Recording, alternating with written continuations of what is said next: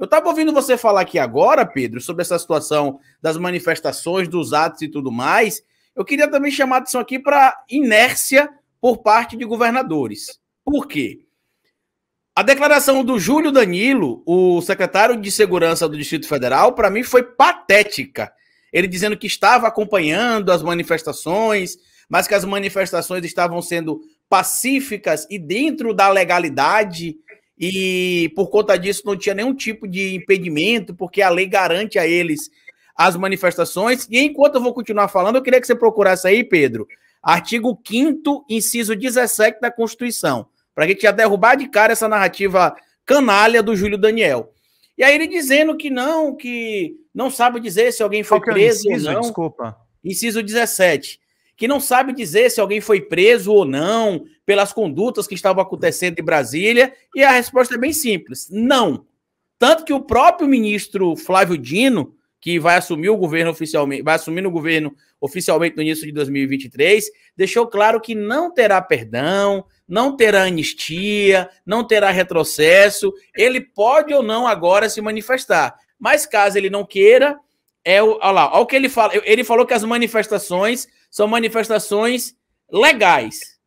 Só que olha, e as manifestações, Pedro, ela, inclusive, acho que no inciso 15 também, tá claro lá dizendo quais manifestações podem, né? E diz que todo cidadão pode se organizar de forma antecipada, organizada, sem aviso prévio, para poder se manifestar de forma a defender pautas lícitas. Mas olha o que diz o inciso 17 aí do artigo 5º. É plena liberdade de associação para fins lícitos, vedada a de caráter paramilitar. E se você for no artigo 5º, inciso 44, Pedro, eu só entro aqui para mandar você procurar artigo e inciso, né? A gente vai ver que dá para enquadrar também essa organização criminosa, que a gente, como você falou, a gente riu, a gente brincou. Quarto, inciso 44. 44.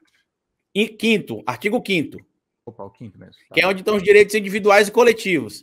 Né? Onde a gente normalmente olha, como se fosse nosso manual ali, do que pode e não pode, tanto para nós quanto para a coletividade. E olha o que diz ali, ó. Constitui crime inafiançável e imprescritível a ação de grupos civis, que são esses vagabundos que estão na porta do... Na verdade é que são criminosos, não adianta só a gente adjetivar, não. É chamar pelo que eles são mesmo. São vagabundos criminosos. É uma ofensa até aos próprios vagabundos, né? Eles são criminosos. Né? Vagabundos criminosos, exatamente.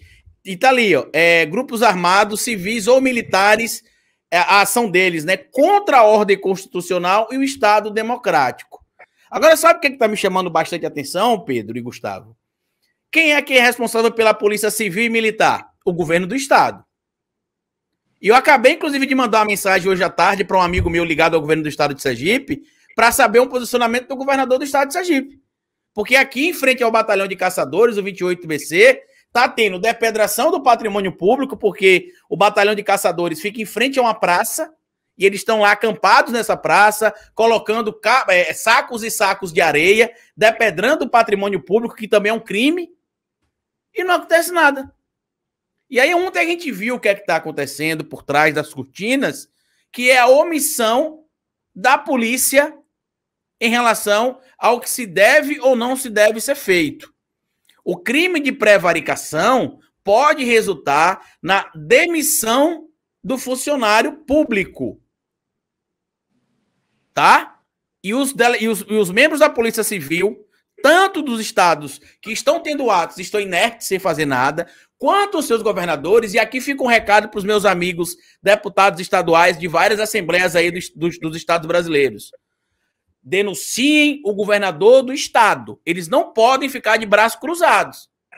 A gente está falando de uma organização criminosa que está atentando contra o Estado Democrático de Direito.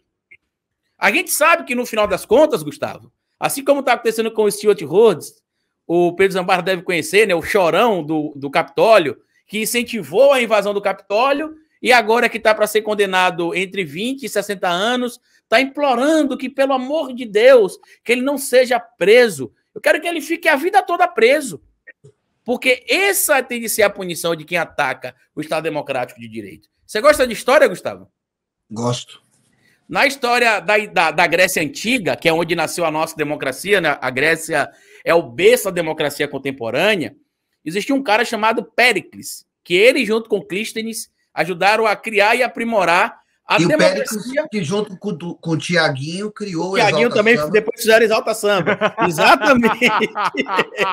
Exatamente. E depois o Krieger saiu ali e montou o Samba 90. Exatamente.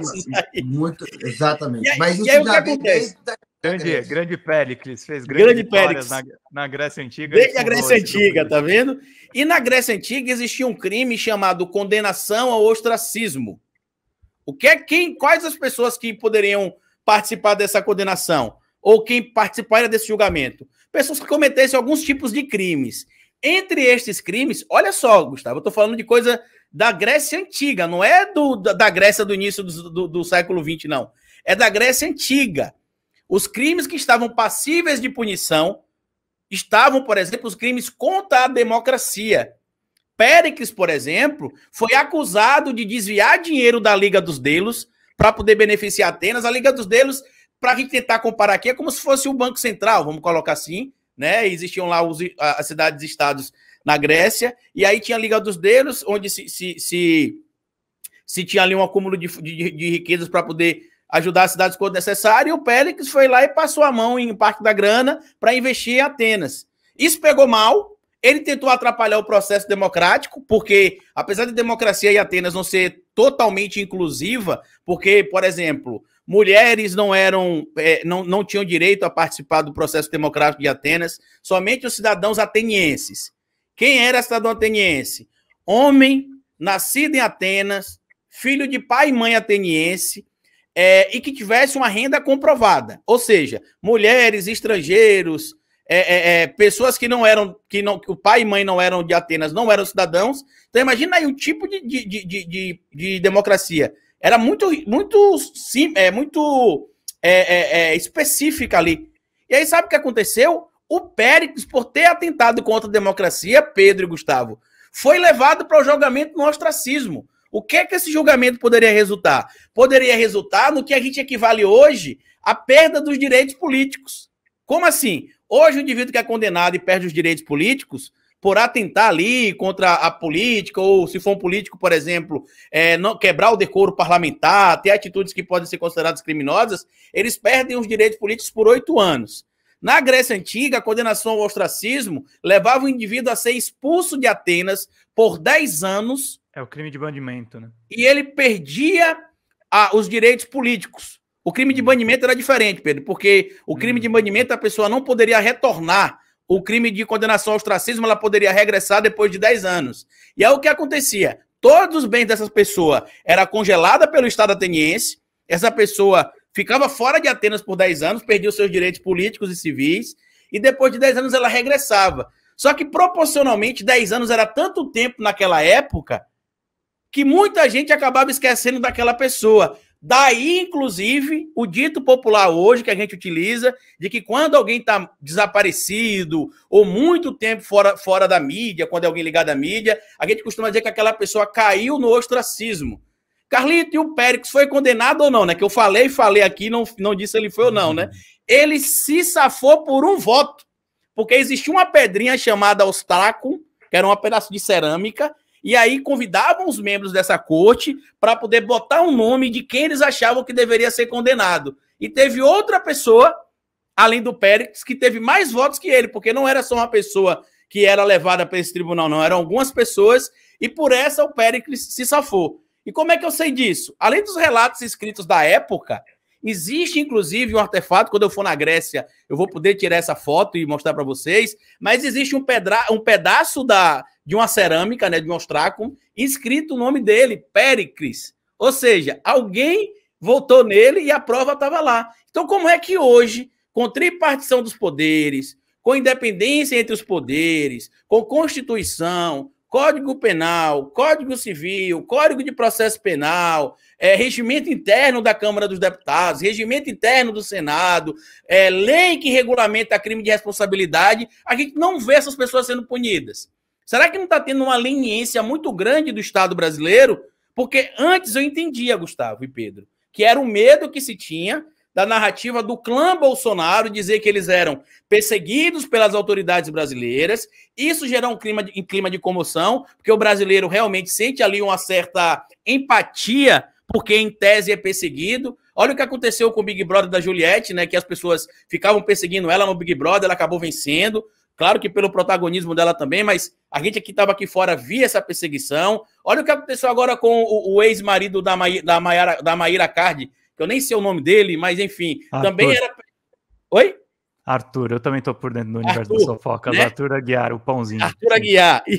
Então, ele também era visto ali como alguém perseguido na casa. Gustavo Mendes, minhas áreas de conhecimento são vastas, desde BBB Vai do entretenimento, política, se cuida, Léo Dias. O Pedro Zampara tá aí, viu? E games. Inclusive, eu falei pro Carlito no final de semana que a gente deve conseguir uma entrevista internacional foda pra caramba. Não conta ainda quem é. Não vou contar, mesmo porque não respondeu ainda, então tem que esperar. Mas é exclusivíssima.